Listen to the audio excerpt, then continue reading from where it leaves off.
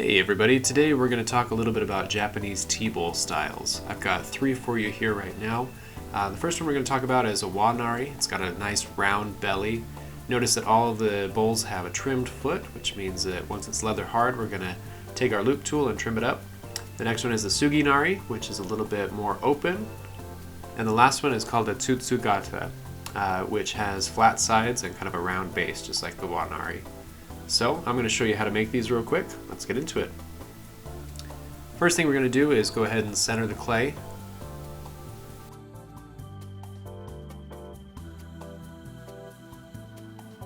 When we drop the hole for the base, we want to keep about 3/8 of an inch instead of a quarter because we are going to be trimming the base on this. We need a little bit extra clay so we don't cut through the bottom.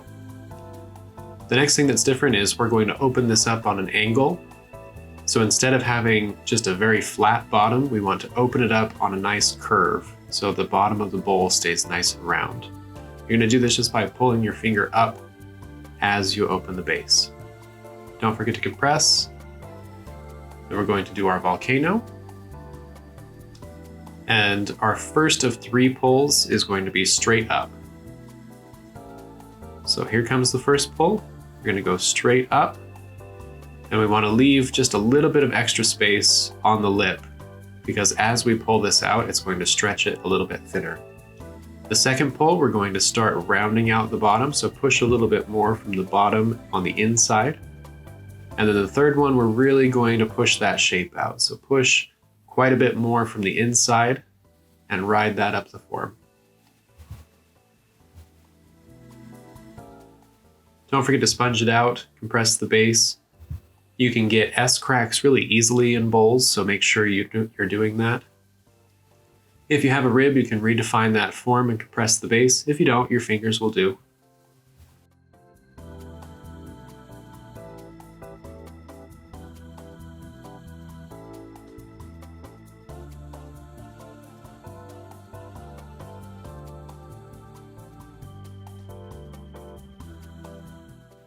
You can take your metal rib and redefine that outside form. It just helps to compress the outside and clean it up a bit.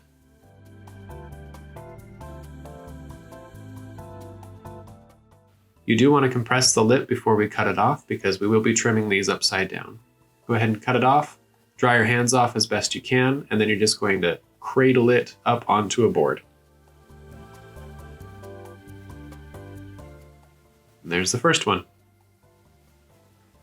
Let's jump into the second one. This one is the Sugi-Nari. It starts out the same as the others. Nice round base. First pull is straight up. The second pull is going to be out at an angle. And the third one, again, we're just going to redefine that shape and really pull it out far.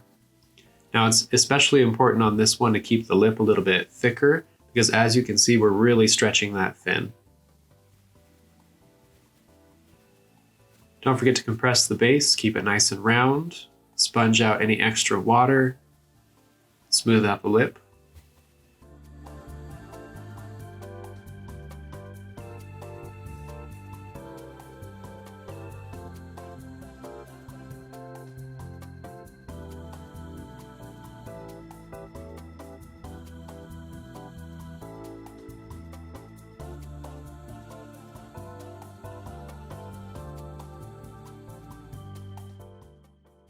There we have it. You can cut it off, give it kind of the forklift treatment, lift it up on the board.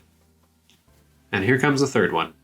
So the third one is the Tsutsu-Gata. As you might remember, it has the flat sides on the walls.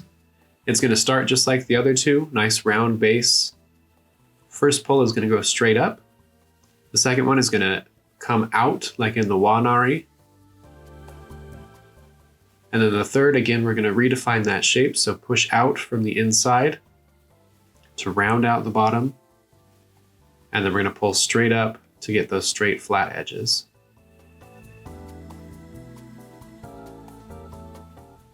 If you need to do more than 3 pulls, that's fine. Sometimes the form is a little bit more difficult to define.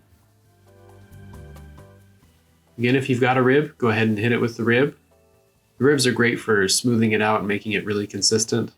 Then we can use a nice flat edge to get that flat side wall that we're looking for. Don't forget to sponge everything off. No puddles on the bat before we cut it. Pretty happy with this shape, so we'll just clean it up. A nice crisp edge. Again, you want to even out the lip because we're going to be turning it upside down and trimming the bottom. That's it.